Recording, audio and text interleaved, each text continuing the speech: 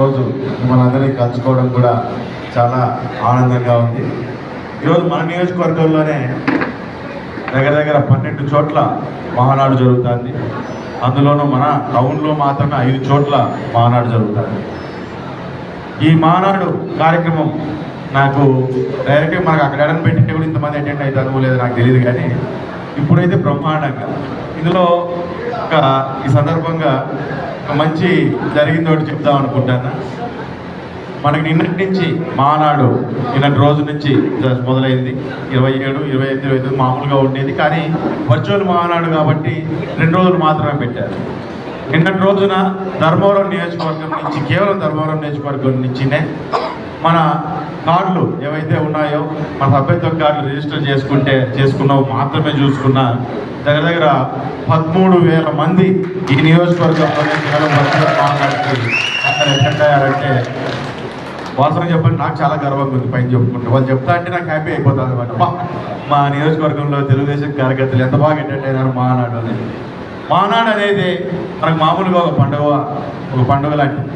అన్నిటికంటే ముఖ్యంగా పండుగ కంటే ముఖ్యంగా తెలుగుదేశం పార్టీ క్యాడర్ అనేది ఏ విధి విధానాలు ఏంటి, మన విధి విధానాలు ఏంటి, మన పార్టీ భవిష్యత్తు కార్యాచరణ ఏంటి అనే ఒక ముఖ్యమైన అంశాలు నెక్స్ట్ వచ్చే సంవత్సరంలో తెలుగుదేశం పార్టీ క్యాడర్ కానీ నాయకులు కానీ ఏ దిశలో ముందుకెళ్తున్నారు అనే ప్రతి ఒక్క అంశాన్ని మనం టచ్ చేసుకుంటూ చర్చించుకునే ఒక చర్చా వేదికే మహానాడు. ఈ రకంగా మహానాడు ఇప్పటి నుంచి కదా 44 ఏళ్ళు, ఇప్పుడు 44వ మహానాడు మనకు అన్న నందమూరి తారక రామారావు గారు పార్టీ పెట్టినప్పటి నుంచి ఈ రోజు దాకా ఆ మహానాడు అనేది మనందరికీ కూడా అదే రకంగానే ఉపయోగపడుతూ మనందరికీ కూడా మనం ముందుకెళ్తున్నాం. మహానాడు ఎక్కడ జరిగినా గతంలో మనకు హైదరాబాద్లో జరుగుతాయండి, గండిపేటలో ఉన్న వాళ్ళు చాలామంది కలిసి గండిపేటకి ఎంతమంది అటెండ్ అయ్యారన్నా? గండిపేటకి పోయినా మీరు పోయిన గండిపేటనా మహానాడుకి హైదరాబాద్లో చాలామంది ఎంత సిగ్గుపడుతున్నారు కాదు. ఎంతమంది పోయినారు మహానాడు? ఒంగోలు పోయినారా? అంతకు ముందు మహానాడు అన్నయ్య చెప్తారు. అందరు మహానాడు అంటే మన గండిపేటలో జరుగుతాండి.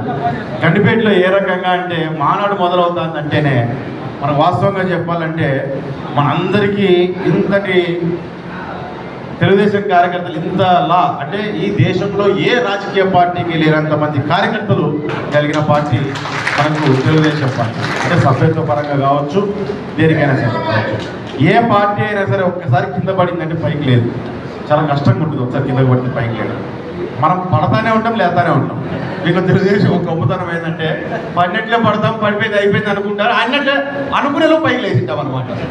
తెలుగుదేశం ఏ టైంలో అన్న నందమూరి తారక రామారావు ఈ పార్టీకి మొదలుపెట్టారో నాకు తెలియదు, కానీ ప్రజల నుంచి ఆయన మీద అభిమానము పార్టీ మీద అభిమానంగా మారుతూ, పార్టీ మీద నుంచి ప్రాంతం మీద అభిమానంగా మారుతూ, మన ప్రాంతాన్ని మన భాషని ముందుకు తీసుకెళ్లాలనే ఒక తపనతో ఈ పార్టీ మీద ఒక అభిమానాన్ని పెంచుకున్న వ్యక్తులే ఈ తెలుగుదేశం కార్యకర్తలు అనే విషయాన్ని గుర్తుపెట్టుకోవాలి. గండిపేటలో మహానాడు జరుగుతుందంటే బ్రహ్మాండంగా ఈరోజు ఎంతమంది భక్తులు నాయకులు తయారైనా వాళ్ళందరికీ ఒక కర్మాగారంలా పనిచేసింది, ఒక ఫ్యాక్టరీలా పనిచేసింది గండిపేట మహానాడు ప్రాంగణం అన్నమాట. అందరూ అడిగి పోతే క్లాసులు ఏ రకంగా మాట్లాడాలి, ప్రజల్లో ఏ రకంగా ముందుకెళ్ళాలి, ఏ సమస్యలు ఉన్నాయి, సమస్య పట్ల ఎట్లా రియాక్ట్ అవ్వాలి అంటూ నాయకుల్ని ఎంతోమంది నాయకుల్ని ఈ రాష్ట్రంలో ఈరోజు చాలా పార్టీల్లో ఉండొచ్చు. ఈరోజు తెలంగాణ కానీ ఆంధ్ర కానీ మనం చూసుకుంటే బీఆర్ఎస్లో ఉండొచ్చు, కాంగ్రెస్లో ఉండొచ్చు, లేకపోతే సిపిఐలో ఉండొచ్చు, సిపిఎంలో ఉండొచ్చు, ఇక్కడ వైఎస్ఆర్లోనూ ఉండొచ్చు, బీజేపీలో ఉండొచ్చు. ఈ రకంగా ఈ రాష్ట్రంలో ఉన్న ఎన్ని పార్టీలు ఉంటే అన్ని పార్టీల్లోనూ తెలుగుదేశం నుంచి తయారై ముందుకెళ్ళిన నాయకులు ఎంతో మంది ఉన్నారని చెప్పడానికి కూడా ఈరోజు మనం చాలా గర్వంగా ఫీల్ అవ్వాలి. ఆ రకంగా ముందుకెళ్తూ ఈ రాష్ట్రాన్ని ఈరోజు మనం తెలంగాణ చూసుకుందాం. రేవంత్ రెడ్డి గారు మన తెలుగుదేశం పార్టీ మన ప్రోడక్టే అనమాట. అది కూడా తెలుగుదేశం పార్టీ ప్రోడక్ట్.